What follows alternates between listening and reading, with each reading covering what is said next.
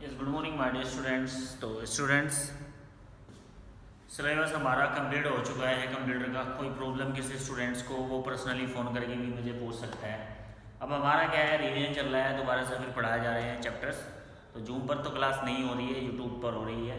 तो चलिए, हमारा दिया स्पेशल इफेक्ट इन HTML। तो इस चैप्टर को हम आधा पढ़ चुके हैं, आधा रह चुका है। तो इससे जो भी बचा हुआ है इसमें इसको भी पढ़ लेते हैं भाई।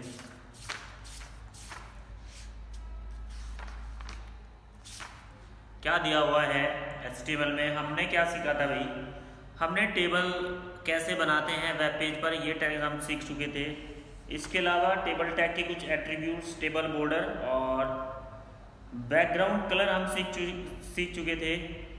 आज हम बात कर लेते हैं, अगर हमें टेबल में कोई लिंक देना है या फिर एक पेज से दूसरे पेज पे कोई लिंक देना है, तो हम उसको कैसे दे पाते हैं। देखिए भाई, आपने कभी कभी देखा होगा कि जब आप वेब पेज खोल देते हैं तो वहाँ पर लिखा रहता है क्लिक हेयर,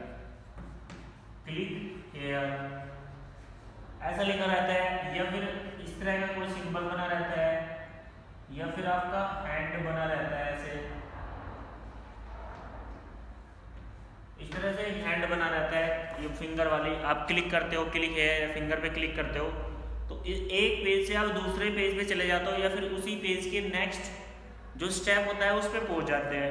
तो एक पेज से दूसरे पेज पे जाने के लिए हम यूज करते हैं हाइपरलिंक का। पेज नंबर जो है 30। तो हाइपरलिंक्स की बात हो रही है। Hyperlink is the most commonly and underline word और phrases, sometime even graphics, image और icon which has been taken with the particular HTML command। तो HTML कमांड के थ्रू हम एक पेज से दूसरे पेज पर जा सकते हैं हाइपरलिंक का यूज करके। तो कैसे हम हाइपरलिंक लगाते हैं अपने डॉक्यूमेंट्स में, इसके लिए भी एट्रीब्यूट्स दिया है हमारे पास। जैसे कि दिया है हमारे पास पेज नंबर 31 पर हाइपरलिंक। हाँ बेटा, क्या चाहिए? Just 1 minute. बोलो।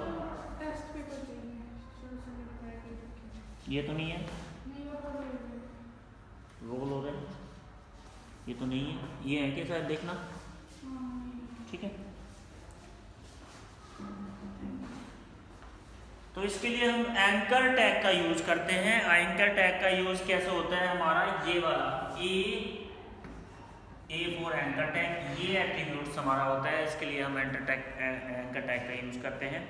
तो करना क्या है आपको, सबसे पहले अगर आपको हाइपरलिंक लगाना है तो क्या करेंगे हम, सिंपल सी बात में प्रोग्राम बना लेते हैं। हाइपरलिंक कैसे जोड़ते हैं, चलिए प्रोग्राम बनाते हैं।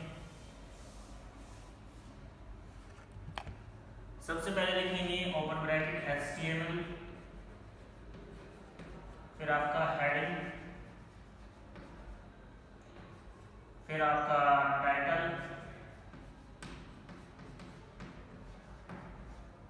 में क्रिएट लिंक,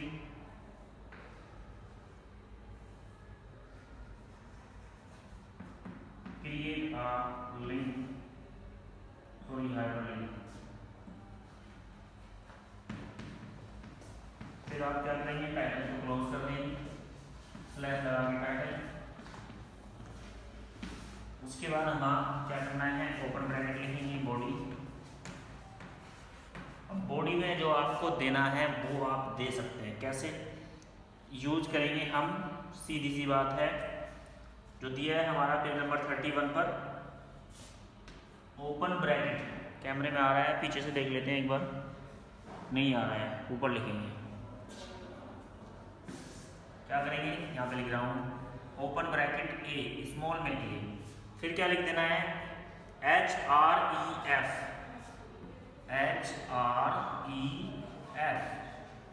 फिर इसकल टू से 2 सेमीकोलन बना लेने हैं।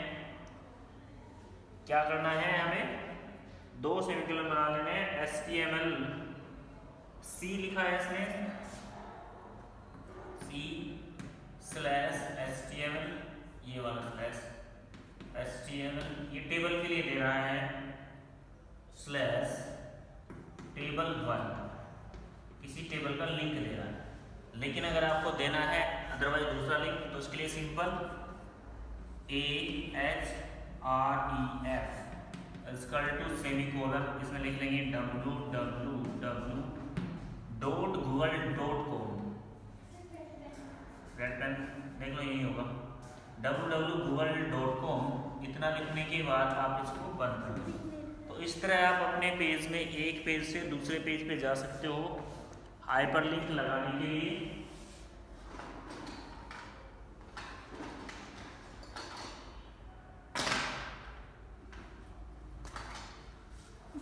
तो ये हमारा लिंक है, इस तरह आप इसे एक पेज से दूसरे पेज पर हाइपरलिंक की हेल्प से आप जा सकते हो। नेक्स्ट पेज टर्न करेंगे। नेक्स्ट पेज में क्या कह रहा है? नेक्स्ट पेज में कह रहा है इंसर्टिंग इमेज। अगर हमें इमेज इंसर्ट करनी है तो हम इमेज को कैसे इंसर्ट करेंगे, ये आप देख लीजिए भाई। इमेज को इंसर्ट करेंगे हम, इसके लिए भी हम प्रोग्राम बना देते हैं, इफेक्ट HTML। चलिए भाई बनाते हैं प्रोग्राम। इन सब में है कुछ नहीं, अगर आपको कोड अच्छे से लगाना आता है, प्रोग्राम अच्छे से बनाना आता है, तो आसानी से आप HTML को कर जाते हैं। कैसे करेंगे भाई, देख लीजिए। सबसे पहले क्या करना है हमें, वही हमारा सेम फंडा, ओपन ब्रैकेट HTML, फिर हेड, क्लोज, फिर टाइटल। ठीक है भाई, टाइटल हो गया। टाइटल के बाद फिर क्या करना है, टाइटल में डाल देंगे हम इंसर्टिंग इमेज।